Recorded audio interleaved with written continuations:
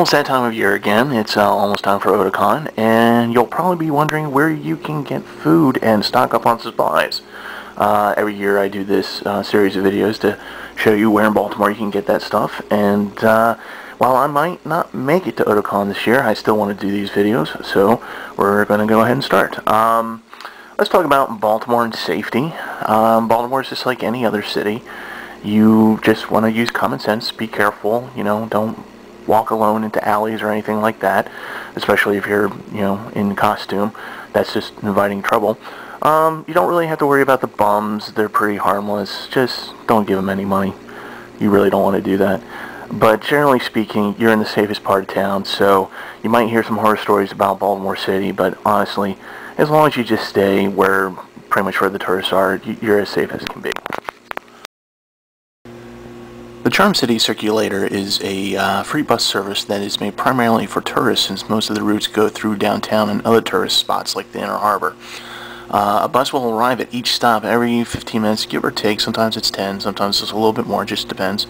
If you want more information, like if you want to see the bus routes and stuff like that, go to www.charmcitycirculator.com and I'll give you all the information you need. Pretty much all the places I will mention in these videos can be reached by the Circulator. The Circulator runs right by the convention centers, so it's a really easy thing to use. There are 3 routes that I'm going to mention over the course of these videos to get to places to eat or to stock up on supplies. Those routes are going to be the orange, purple, and banner routes. For today's video, we'll be talking about the banner route. Today's video is more for the people who come in for pre-registration on Thursday or want to stop on their way out of town on Sunday if you're leaving the city via Key Highway. The location is a brand new neighborhood that just opened up in December, and it's called McHenry Row. So, here's how you get there. Okay, first you can walk to the banner route stop from the convention center. What you do is you go out the main doors, turn right on Pratt, and walk down to the corner of Pratt and Light Street for the Pratt stop. Called 420. Make sure you get on the Banner Line bus and not the Purple Line bus. Take the Banner bus to stop 408, that's called Whetstone Way, and walk down Whetstone Way to the shops and restaurants. It's going to be about a 10-15 minute ride from the convention center to there, but it's, if that's where you want to go, that's what you got to do. Alright, so when you're done, you can get back to convention center by going to the stop directly across the street from Whetstone, and that's going to be called Woodall Street. That's stop 413. You're going to take that, and you're going to take it all the way back to the convention center. You're going to take it to stop 419, which is called Otterbein. All you have to do is just get off the bus and walk straight forward towards the convention center. You're about a block away.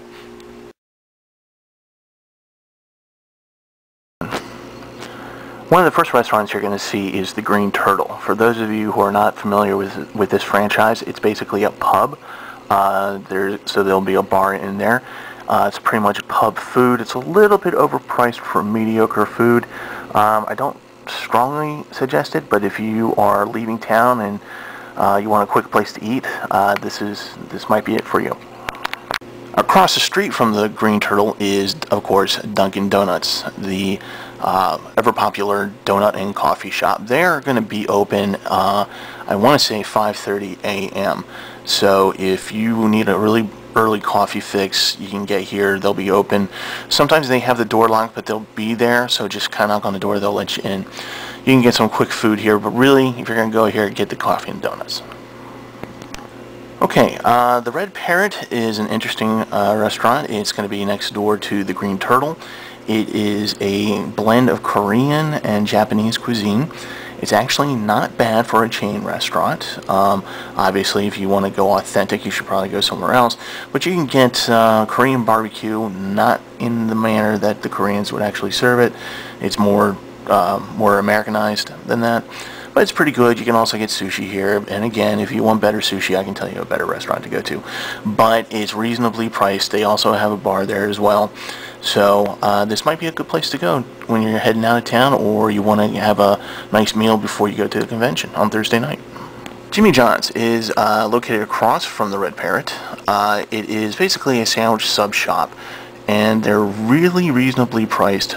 Good amount of food. This is something that if you're on a budget, this is probably a good place to go to before you get into the pre-reg line, or you're again headed out of town. The prices are usually between $4 and $7 for a sandwich or a sub.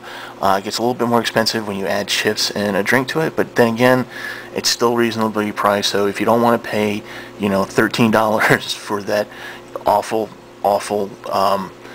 pulled barbecue thing that they serve at the convention center, then definitely go to Jimmy John's. So Baltimore finally gets a Harris Teeter. It's a great place. They're open till midnight, 6 a.m. to midnight every day. So if you're coming in on Thursday and you want to get stock up on chips, sodas, whatever, go here. You can get there. It's all the way at the end of Whetstone Way, so you have a little bit of a walk to go. But they also serve pizza slices, pizza, grocery grade sushi, things like that. So if you want to stock up, this is a good place. This is one of those places where you can get in line at the pre-registration and not have to worry about getting to a grocery store on time, because this will be open till midnight. Directly next door to the Harris Teeter is a place called the Cellars. It is a beer and wine store with a bar in it. It's kind of unusual for the state of Maryland to have something like that.